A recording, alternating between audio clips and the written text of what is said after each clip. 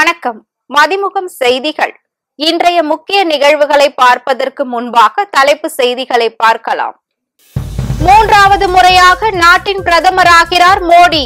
தேசிய ஜனநாயக கூட்டணி ஆலோசனை கூட்டத்தில் கூட்டணி கட்சி தலைவர்கள் முடிவு.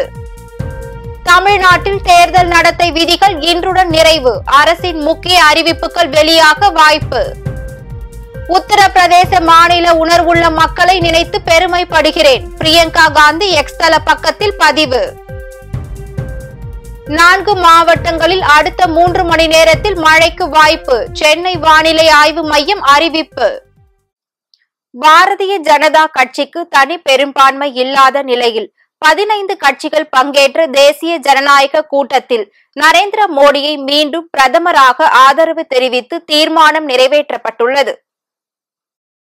பிரதமர் நரேந்திர மோடி இல்லத்தில் நேற்று நடைபெற்ற ஆலோசனை கூட்டத்தில் தெலுங்கு தேசம் கட்சியின் தலைவர் சந்திரபாபு நாயுடு மற்றும் பீகார் முதல்வர் நிதிஷ்குமார் ஆகியோர் பிரதமர் நரேந்திர மோடியின் அருகே அமர்ந்திருந்தனர். மேலும் இக்கூட்டத்தில் கர்நாடக முன்னாள் முதல்வர் குமாரசாமி, ஜனசேனா கட்சி தலைவர் பவன் கல்யாண், லோக் ஜன சக்தி கட்சி தலைவர் சிராக் பாஸ்வான், அனுப்பிரியா பட்டேல், மகாராஷ்டிரா முதல்வர் ஏக்நாத் ஷிண்டே, ராஷ்டிரிய லோக் தளம் கட்சியின் தலைவரான ஜெயந்த் சௌத்ரியும் மற்றும் தேசியவாத காங்கிரஸ் கட்சியின் அஜித் பவார் பிரிவு சார்பாக முன்னாள் மத்திய அமைச்சர் பிரபுல் பட்டேல் ஆகியோரும் ஆலோசனை கூட்டத்தில் பங்கேற்றனர். இந்த ஆலோசனை கூட்டத்தில் மக்களின் வாழ்க்கை தரத்தை உயர்த்தவும் நாட்டின் பாரம்பரியத்தை காக்கவும் தொடர்ந்து சேவையாற்ற வேண்டும் என்று தீர்மானம் நிறைவேற்றப்பட்டது. மேலும் அமைச்சரவையில் பதவிகள் மற்றும் இலாக்காக்கள் போன்ற அம்சங்களை சுமூகமாக பேசி முடிந்ததாகவும் தேசிய ஜனநாயக கூட்டணி தலைவர்கள் தெரிவித்தனர். தொடர்ந்து இக்கூட்டத்தில் தேசிய ஜனநாயக கூட்டணியின் நாடாளுமன்ற குழுவிற்கு தலைவராக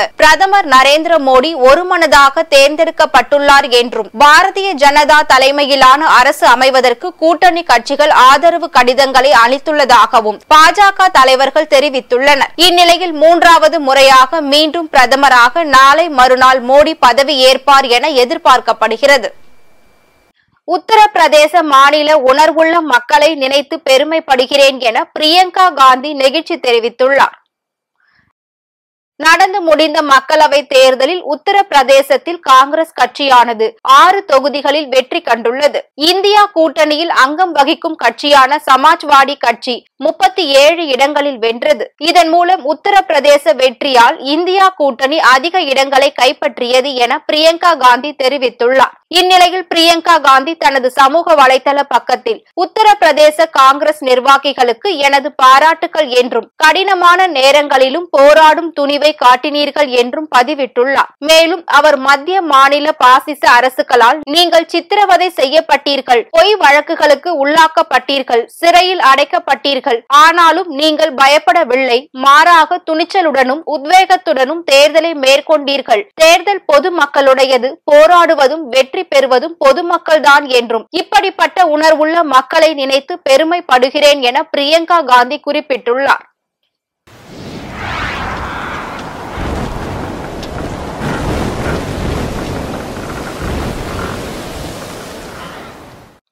தமிழ்நாட்டில் 4 மாவட்டங்களில் அடுத்த 3 மணி நேரத்தில் மழைக்கு வாய்ப்பு உள்ளதாக சென்னை வானிலை ஆய்வு மையம் தெரிவித்துள்ளது.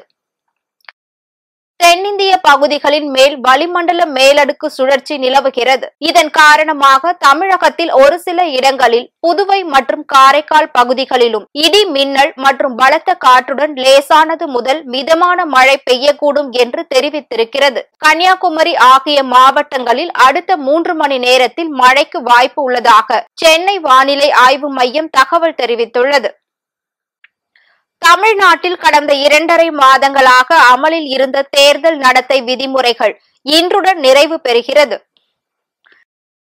நாட்டில் 18வது மக்களவை தேர்தலை 7 கட்டங்களாக நடத்தி முடிக்கும்படியான அறிவிப்பு கடந்த மார்ச் 16ஆம் தேதி இந்திய தேர்தல் ஆணையம் வெளியிட்டது. அதனைத் தொடர்ந்து அன்றைய தினம் முதல் தேர்தல் நடத்தை விதிகள் அமலுக்கு வந்தது என அறிவிப்பையும் வெளியிட்டது. இந்திய தேர்தல் ஆணையம் நாடு முழுவதும் 7 கட்டங்களாக மக்களவை தேர்தல் நடத்தப்பட்டு ஜூன் 4ஆம் தேதி முடிவுகள் வெளியாகியது. ஜூன் 6ஆம் தேதி தேர்தல் நடத்தை விலக்கிக் கொள்ளப்படும் என தமிழ்நாடு தலைமை தேர்தல் ஆணையர் சத்யபிரதா சாஹூ தெரிவித்திருந்தார். இந்நிலையில் மக்களவை தேர்தல் முடிவுகள் வெளியான நிலையில் தேர்தல் நடத்தை விதிமுறைகள் இன்றுடன் நிறைவடைகிறது. அதிமுகவினர் அனைவரும் ஒன்றிணைய வேண்டும் என்று ஓ பன்னீர்செல்வம் அழைப்பு விடுத்துள்ளார். அதிமுகவின் 1.5 கோடி தொண்டர்களும் ஒன்றிணைய வேண்டும் என்று சசிகலா நேற்று அழைப்பு விடுத்திருந்த நிலையில் இன்று ஓபிஎஸ் அழைப்பு விடுத்துள்ளார். அதிமுக அழிவதை இனியும் வேடிக்கை பார்க்க முடியாது என்று சசிகலா நேற்று அறிக்கை வெளியிட்டிருந்தார். எடப்பாடி பழனிசாமி தலைமையிலான அதிமுக வேட்பாளர்களும் ராமநாதபுரம் தொகுதியில் போட்டியிட்ட பன்னீர்செல்வமும் தோல்வியை தழுவினர். எடப்பாடி பழனிசாமி அதிமுகவின் பொதுச் செயலாளராக பதவியேற்ற பின் நடந்த அனைத்து தேர்தல்களிலும் தோல்வியே சந்தித்தார். நடந்து முடிந்த மக்களவை தேர்தலில் பழனிசாமி தலைமையில் அதிமுக படு தோல்வி அடைந்த நிலையில் ஓ பன்னீர்செல்வம் அறிக்கையால் பரபரப்பு ஏற்பட்டுள்ளது. இரு தரப்பினரும் படு தோல்வியை சந்தித்துள்ள நிலையில் அதிமுகவினர் ஒன்றிணைய வேண்டும் என்று வலியுறுத்தி ஓ பன்னீர்செல்வம் அறிக்கை வெளியிட்டுள்ளார். அதில் ஒற்றை குச்சியை ஒடிப்பது சுலபம், கத்தை குச்சியை முறிப்பது கடினம். இனியும் சமாதானம் சொல்லி தோல்விக்கு தொண்டர்களை பழக்குவது பாவ காரியமாகும் என எடப்பாடி பழனிசாமியை சாடினார். அது மட்டும் இன்றி தாய் வழி வந்த தங்கங்கள் எல்லாம் ஓர் வழி நின்று நேர்வழி சென்றால் நாளை நமதே என்னும் கழக நிறுவனர் புரட்சி தலைவர் மக்கள் திலகத்தின் மந்திர மொழியை மருந்தாக்க கொள்வோம் என்றும் நமது வெற்றியை நாளை சரித்திரமாக்கிட மனமாட்சியம் மறந்து 1.5 கோடி தொண்டர்களும் ஒன்றாகுதல் காண்போம் என்றும் தெரிவித்தார். ஜெயலலிதா உச்சத்தில் அமர்த்தி போன கட்சியையும் அவர் ஒப்படைத்து போன ஆட்சியையும் ஒற்றுமையால் மீட்டெடுக்க தியாகத்திற்கும் ஆயத்தமாவோம் என்றும் அதிமுகவின் 1.5 கோடி தொண்டர்களும் ஒன்றிணைவோம் வாருங்கள் என்று குறிப்பிட்டுள்ளார். விஜய பிரபாகரன் தோற்கவில்லை, தோற்கடிக்கப்பட்டுள்ளார் என்று பிரேமலதா விஜயகாந்த் விமர்சித்துள்ளார். சென்னையில் செய்தியாளர்களை சந்தித்த தேமுதிக பொதுச் செயலாளர் பிரேமலதா விஜயகாந்த் விருதுநகரில் விஜய பிரபாகரன் தோற்கவில்லை, தோற்கடிக்கப்பட்டுள்ளார் என்றும் வீழ்ச்சி அடையவில்லை, வீழ்த்தப்பட்டுள்ளார் என்றும் குற்றம் சாட்டியுள்ளார். மக்கள் தீர்ப்பே மகேசன் தீர்ப்பு என கேப்டன் சூளுரைத்தபடியே மக்கள் தீர்ப்பை முழு மனதாக ஏற்றுக்கொள்கிறோம் என தெரிவித்தார். விருதுநகரில் விஜய பிரபாகரன் தோற்கவில்லை என தமிழகத்தின் அனைத்து மக்களுக்கும் இது தெரியும். ஆனால் திட்டமிடப்பட்ட சூழ்ச்சியால் அவர் வீழ்த்தப்பட்டார் என்றும் அதற்கான ஆதாரங்கள் உள்ளது என்றும் அவர் தெரிவித்தார். விருதுநகர் வாக்கு எண்ணிக்கையில் 13வது சுற்றில் இருந்து முறைகேடு நடைபெற்றது. மதிய உணவு இடைவேளை முடிந்து 2 மணி நேரம் வாக்கு எண்ணிக்கை நிறுத்தப்பட்டுள்ளது என்றும் தனக்கு அழுத்தம் வருவதால் செல்போனை அணைத்து வைப்பதாக விருதுநகர் ஆட்சியர் கூறியுள்ளார் என்றும் தெரிவித்தார். விஜய் பிரபாகர் அவர்களுக்கு வாக்களித்த அனைத்து விருதுநகர் தொகுதி மக்களுக்கும் தேமுதிக சார்பாக என்னுடைய பணிவான நன்றிகளை தெரிவித்துக் கொள்கிறேன். நிச்சயமாக வெற்றி பெற்று மிகப்பெரிய அளவில் விருதுநகர் மக்களுக்காக உழைக்க வேண்டும் என்று உறுதியாக இருந்தார். நிச்சயமாக கேப்டன் ஆசீர்வாதம், தெய்வத்தின் துணை இருந்தால் ரீகவுண்டிங்கில் அவர் ஜெயிச்சா மீண்டும் உறுதியாக விருதுநகர் மக்களுக்கு சேவை செய்ய தயாராக இருக்கார். அதனால் எது வந்தாலும் நாங்கள் ஏற்றுக்கொள்ள தயாராக இருக்கோம். அப்படி இல்லை என்றால் 26 இருக்கிறது சட்டமன்ற தேர்தல்.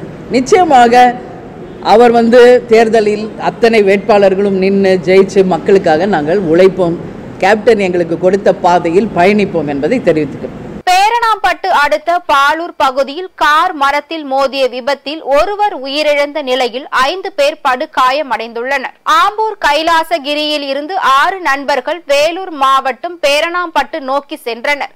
கார் புளிய மரத்தில் மோதியதில் கட்டிட மேஸ்திரி தமிழரசன் உடல் நசுங்கி சம்பவ இடத்திலேயே பலியானார். மேலும் 5 பேர் படுகாயமடைந்தனர்.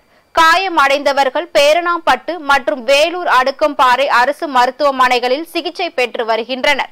இவ்விபத்து குறித்து உமராபாத் காவல்துறையினர் வழக்கு பதிவு செய்து இறந்த தமிழரசனின் உடலை பிரேத பரிசோதனைக்காக பேரணாம்பட்டு அரசு மருத்துவமனைக்கு அனுப்பி வைத்தனர். கார் புளிய மரத்தில் மோதிய விபத்தில் ஒருவர் பலியாகி 5 பேர் படுகாயமடைந்த சம்பவம் சோகத்தை ஏற்படுத்தியுள்ளது. பழனி அருகே உச்சி காளியம்மன் கோவிலில் காவல்துறை அனுமதியுடன் ஆடலும் பாடலும் என்ற பெயரில் ஆபாச நடன நிகழ்ச்சி பக்தர்களை முகம் சுளிக்க வைத்தது. பழனி அருகே கே வேலூர் அருள் உச்சி காளியம்மன் கோவிலில் கடந்த மாதம் முதல் வைகாசி திருவிழா நடைபெற்று வருகிறது.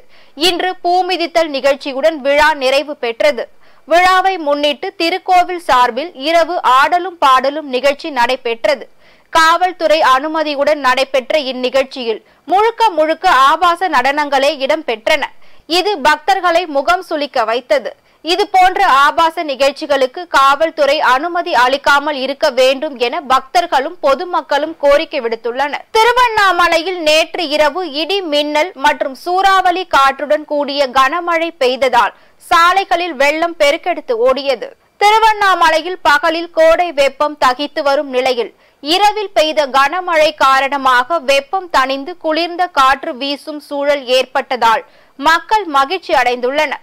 இதேபோல் செங்கம், தண்டாரம்பட்டு, சேத்துப்பட்டு, கீழ்பெண்ணாத்தூர், கலசப்பாக்கம், போலூர் உள்ளிட்ட பல்வேறு பகுதிகளில் பரவலாக பெய்த கனமழை காரணமாக வெப்பம் தணிந்தது மட்டும் இன்றி ஏரி, குளம், கிணறுகளில் நீர் ஆதாரம் உயரும் நிலை ஏற்பட்டுள்ளதால் விவசாயிகளும் பொதுமக்களும் மகிழ்ச்சி அடைந்துள்ளனர். ராணிப்பேட்டை மாவட்டம் Sholinghur taluka TVS brakes India foundry டிவிஷனில் சுமார் 17 ஆண்டுகளுக்கும் மேலாக பணியாற்றி வந்த 60க்கும் மேற்பட்ட தொழிலாளர்கள் நிறுவனத்தின் நுழைவு வாயில் முன்பு போராட்டத்தில் ஈடுபட்டனர். ராணிப்பேட்டை மாவட்டம் Sholinghur taluka TVS brakes India foundry டிவிஷனில் சுமார் 17 ஆண்டுகளுக்கும் மேலாக பணியாற்றி வந்த 60க்கும் மேற்பட்ட தொழிலாளர்கள் பணி அளித்து நிரந்தரப்படுத்த கோரி நிறுவனத்தின் வளர்ச்சிக்காக பணியாற்றிய தொழிலாளர்களை பழிவாங்கும் போக்கை கைவிட்டு தொடர் பணி வழங்கி நிரந்தரப்படுத்த வேண்டும் உள்ளிட்ட கோரிக்கைகளை முன்வைத்து கோஷங்களை எழுப்பி